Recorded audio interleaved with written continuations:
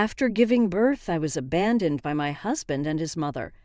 I ended up living in an old house with my son. Moreover, every day my mother-in-law would leave leftovers in front of our house. When I opened a trash bag, there it was. I am May, 30 years old. I married a man named Jin when I was 25. G.I. worked for a small company with low wages and minimal bonuses, but we managed with both of us working.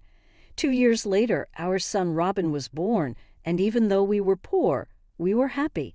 I quit my job to take care of Robin, which made our finances even tighter. J.Y. started working on road construction after his regular job hours. I was worried about J.Y.'s health. "You know, I really appreciate you working for us, but are you okay?" "I'm really worried about your health," I said. J.I. laughed and flexed his biceps, saying, "Don't worry. I've never been sick a day in my life since I was a kid. Plus, I've always kept in shape with rugby, so this is nothing for me." Indeed, J.Y.'s body was muscular, almost like a martial arts expert. "But still, don't overdo it, okay?" I cautioned. "Oh, got it," J.Y. said with a kind smile. However, the following month he collapsed at a road construction site due to a stroke caused by overwork and passed away suddenly. My son and I were left clueless beside J.Y.'s body. That's when a man who seemed to be from J.Y.'s company approached me. "Hi, I'm Michael. I've had dealings with your husband's company," he said, handing me his business card with the name of a famous trading company on it. "It must be tough for you now. How do you plan to get by?" Michael asked. "Well, I haven't had the chance to think about the future yet. My mother will take care of the children for a while, but she can't stay long as my parents live far away, and my father already needs care," I replied. "Well, I have many contacts and can help you and your son." "Thank you. I appreciate it." At that time, still shocked by my husband's sudden departure, I accepted help from a stranger too readily. That was the beginning of our misfortune. The funeral, with the help of my in-laws and mother, passed somehow, but I was drained. My mother was looking after Robin, but she seemed tired due to her age. "Juria, are you okay?" I asked. "I'm fine, but I'm worried about you and Robin," Juria replied, tears streaming down her face. I forced a smile not to upset Juria. "It's okay. There are nurseries and staff around here. I'll start working again. There are plenty of single mothers who manage. I hope so." While we were talking, Michael, who was still around, approached Juria. "You must be May's mother." Taken aback, Juria responded in a small voice, "Thank you for being here today." Then Michael repeated to Juria what he had said to me. "Thank you very much." Just then we heard Robin crying from another room, so I went to comfort him. 2 weeks after the funeral, I finally stopped crying every night and started to settle down. I managed to return to my previous job. Juria had to return to her father soon, so I was looking for a child care center but couldn't find any nearby.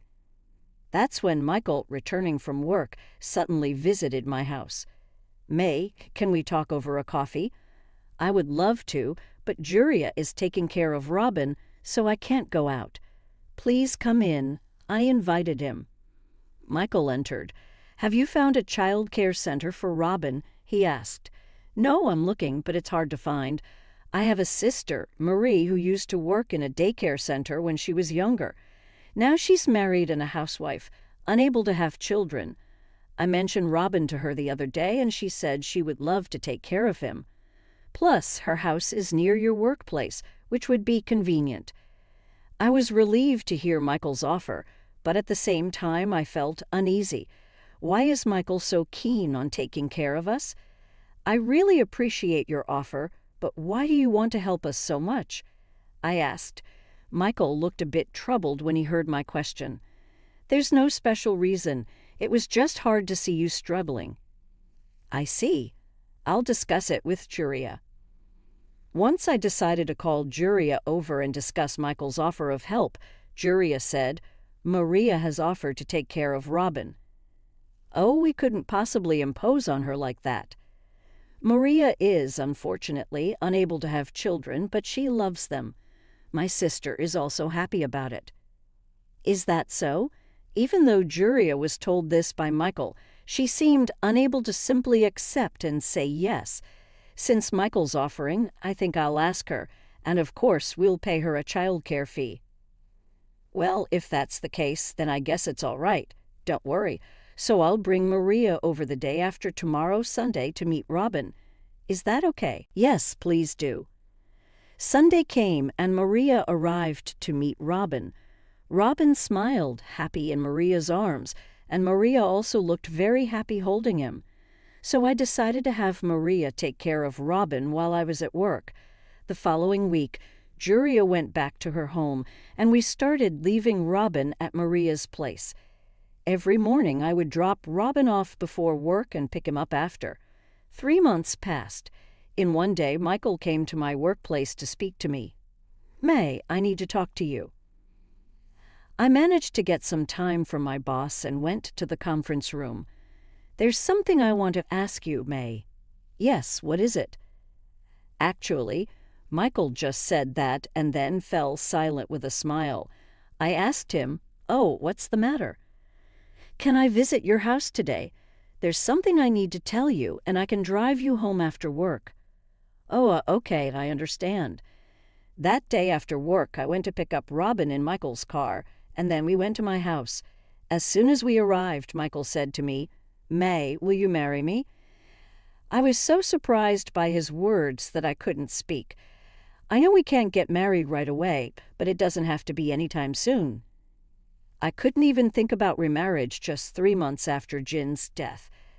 "I appreciate your words, but I'm not ready to think about remarriage yet." "I understand how you feel, May, but I really, really want to help you raise Robin." Mentioning my son shook my heart. As Robin grows, there will be many challenges. Having a husband would be a great support. But I felt guilty, like I was betraying Jin. "I can't answer right now. Can you give me some more time?" "Of course, that's fine. I'll wait for your answer. And by the way, I would like to continue picking up Robin sometimes if it's okay with your work." "I would be happy. Sure, I'll contact you when I can, thank you."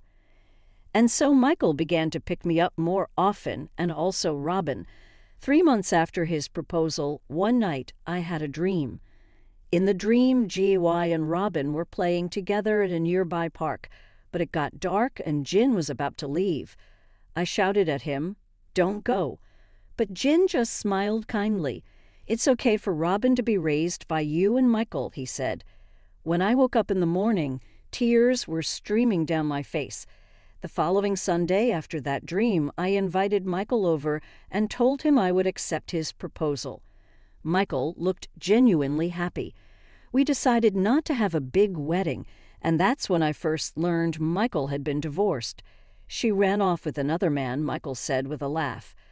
We decided to live in Michael's family home. We ended up living in a separate house on the grounds of a very large house. Michael's father had already passed away, and until now, Jess and Michael had been living in that big house. I said to Jessie, "Please be kind to us from now on," but Jess just glanced at me and said nothing. I had a bad feeling at that moment, and it didn't take long for that feeling to become reality. About 2 months after I started living in the in-laws' house, Jessie showed her true colors. "May, don't just take care of Robin, take care of Michael too. You know all about Michael's likes and dislikes, right? Don't just make your favorite foods all the time. Don't just worry about your parents, but think of me too. Michael's shirt collars were dirty. You should check them every day," she said, nagging about various things. Not just speaking, she started coming to the separate house and rigorously checking everything. If she found even a single piece of trash or a hair, she scolded me mercilessly. Watching Jessie, I started to think that Michael's ex-wife didn't run off with another man, but ran away from Jessie. Half a year into our marriage, I found out I was pregnant. Instead of being happy about my pregnancy, Jessie made a nasty face and said, "Are you sure the child is Michael's and not some other man's?" I was shocked to hear Jess's words, but a few seconds later, I felt a tremendous irritation and said to Jessie with clear anger, "Jessie, I cannot forgive those words. Please apologize right now." Jesse seemed a bit surprised by my fierce tone but quickly responded, "What are you talking about? I was just worried about Michael. You're too presumptuous for a wife." "I don't think I am being presumptuous. You're the one who suggested that my child with Michael might be another man's. What's the big deal? I was told that every day when I got married. I never talk back like you. Be more aware of your role as a wife." I realized arguing with Jesse was pointless. "Is that so? You're saying I lack awareness as a wife. I understand. I'll be more careful from now on." To that, Jesse responded with a sneer, "That's right. Reflect on yourself. You're a wife who came into this house." I started to think that coming to this house might have been a mistake. That night when Michael returned from work, Jesse immediately called him and took him to the main house. About 30 minutes later, Michael returned to the separate house and said to me with an angry expression, "May, what did you say to Jess?" She was crying. I was surprised by Michael's words. I was the one who wanted to cry after what Jesse said to me today. Moreover, Michael's tone was not as polite as usual. Jesse accused me of possibly having another man. I asked her to apologize, so the problem lies with your mother who would say such things. Hey, don't make unnecessary remarks. Jesse didn't mean any harm, just laugh it off and lightly deny it. Michael said, hearing Michael's words, I thought he had changed from the gentleman he used to be. There was no more of his previous kindness. It wasn't something that could be laughed off. Michael got even angrier upon hearing my words. Don't you have any patience? There are things that are okay to say and things that are not. After I said that, Michael left for the main house without a word, and I held Robin, waiting for Michael. But he didn't return to the separate house that day. The next morning, Michael returned to the separate house at the time I was supposed to drop off Robin and coyly said, "Let's go." I was convinced that Michael had changed. 2 weeks later, one night Michael told me, "From next week, you'll take care of Robin's drop-offs and pickups." It was unexpected for me. I had a driver's license, but was a complete novice and with no confidence in driving Robin to Maria's house. I can't drive. I have a license, but it's scary. If you have a license, it shouldn't be a problem. I'm being transferred, so I need to leave home early. I won't be able to go to Maria's anymore. Practice over the weekend. I couldn't say anything in response. Over the weekend, I desperately practiced driving in a large unused parking lot nearby. Michael didn't help at all. Citing work on Monday, I put Robin in the child's seat and set off, arriving late at Maria's house due to my fearful driving. "Oh, you're late today. I'm driving from today." When I said that, Maria muttered, "Michael again." I didn't understand what she meant and asked, "Never mind," but Maria just said that. That night, as soon as Michael returned home, he said to me, "Don't say weird things to Jesse again. If you make Jesse cry again, I'll kick you out." Then he went to the main house. I prepared dinner and waited for Michael, but he didn't return. So I went to the main house and found Jesse and Michael happily dining together. "Oh, May, what's up?" I just said, "Nothing," and returned to the separate house to have dinner with Robin. After that, Michael barely spoke to me and started having dinner at the main house. Michael became a completely different person just because I stood up to Jesse once. 2 months later, our son was born. Bob was the name Jess and Michael chose. I had a name in mind, but it was decided unilaterally. One Sunday, soon after the birth, I went to the main house. When I couldn't find Michael, there he was, watching TV with Jesse, looking very chummy. I needed help with the 2 children, so I said, "Michael, if you're watching TV, can you come back to the separate house and help with the children?" My casual remark angered them both. What a nagging woman. We're just enjoying TV together. "Yeah, right? Just leave." "Yeah, leave," Michael said with a sneer. "Hey, take your kids and get out right now." I was confused. Why? Why do we have to leave? Tell me the reason. "Because my precious Jessie is angry." What does that mean? What do you think of me and the children, my precious wife and children? You're telling your precious family to leave." "Yeah, they're precious. There's an old house in the backyard. Go there," Michael said. Jesse looked at me with a mocking gaze. Michael's always had bad luck with women. The previous wife was bad, but this one's even worse. Jess's words confirmed my belief that Michael's ex-wife didn't run away with another man but left because of their terrible harassment. I was saddened by my own misfortune and thought about Jin. Before I knew it, tears were streaming down my face.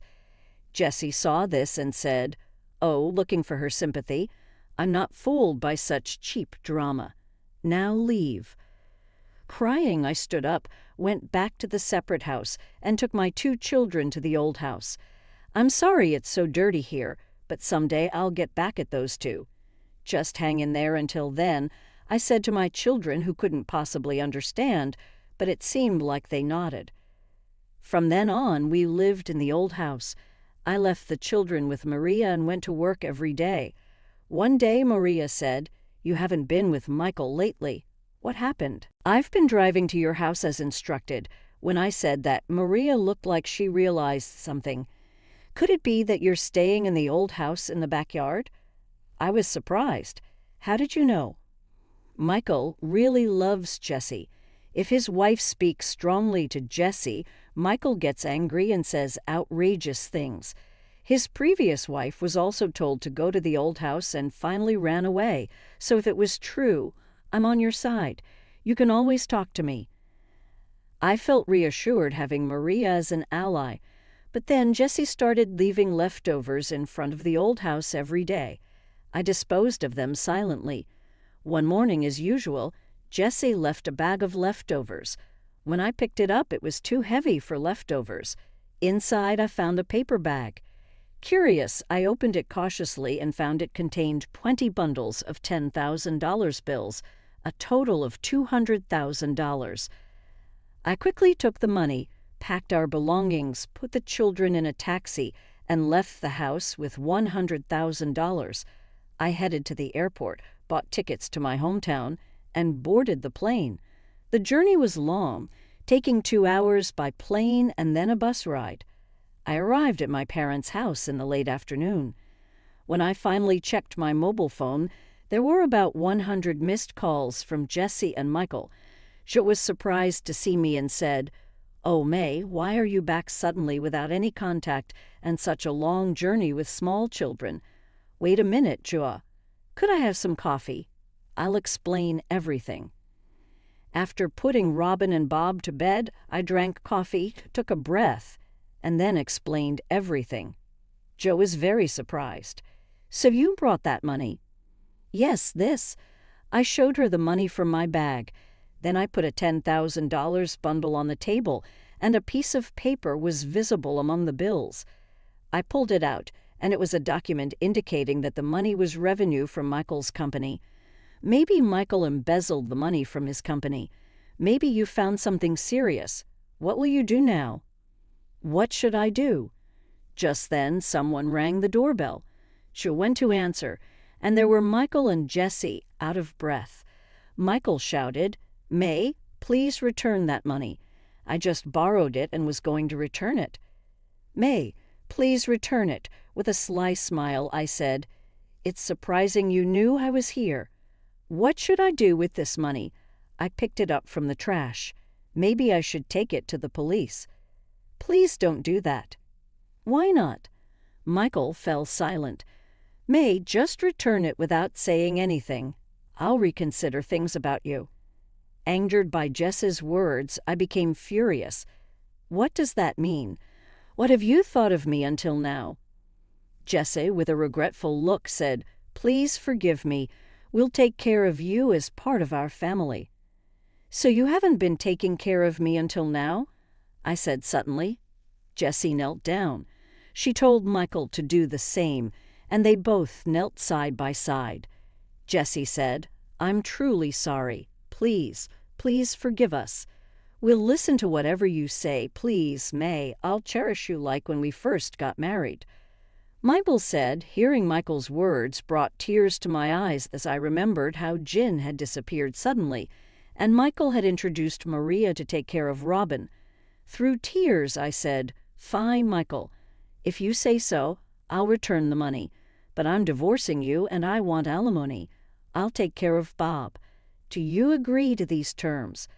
Michael looked pained but eventually said, "Yes, that's fine." Then Jesse spoke up. "Michael, are you sure? You'll have to pay alimony." Michael yelled at Jesse, "Be quiet. If I say it's okay, then it's okay." Hearing his voice, Jesse burst into tears, saying, "Michael, why are you being so cold?" "Just go outside, Jesse," Michael said, and she left the house crying. Michael watched Jesse's retreating figure. "Aren't you going to follow Jesse first? Please return money." "Fine, but I want the agreed terms written down and signed. I don't want to be told later that it never happened." "Okay, understood." I handed Michael paper and a pen to record our agreement. I was about to hand him the bag with the cash, but then decided against it. I took $20,000 out of the bag and handed the rest to Michael. "I'll keep these $20,000 as part of the alimony. If you're not happy, feel free to report me to the police." Michael gritted his teeth in frustration, trying to contain his anger. "Fine, but please don't tell anyone about this money." "Okay, but if you start fussing about the alimony, I'll immediately report what you have done to the police." Michael left the house, head bowed, without another word. After he left, Joe looked worriedly at me. "Are you okay?" "I'm fine, though those two used to throw their leftovers in front of my house every day, so I don't feel bad about what I did. They were terrible people." "Yes, they were," I said, thinking of the kind Jin, and tears welled up in my eyes. 2 months later, while I was taking care of the children at my parents' house, an unknown man came looking for me. He introduced himself as an employee of Michael's company and told me Michael had embezzled company money. He said Michael had given me part of the embezzled money. I did receive money, but it was part of my alimony. I explained, showing him the document Michael had written. "If the company is in trouble, I'll return the money. I'll get the rest of the alimony from Michael," I added. I brought the $20,000 and handed it to the man, who gratefully accepted it. "What happened to Michael?" The man explained that the company had sued Michael, and he was now in jail awaiting trial. Hearing this, I felt a sense of relief. The man thanked me politely and left. The following week, Jesse called me. "Michael has been taken by the police, and I have nothing to eat. Can you lend me the money you gave back?" I returned that money to the company representative who visited me. "Even if I had it, I have no reason to lend it to you," I said, and hung up as Jesse was still talking. Then I told Jua, "I'm going to change my phone number." Looking at my 2 children playing at my feet, I smiled happily.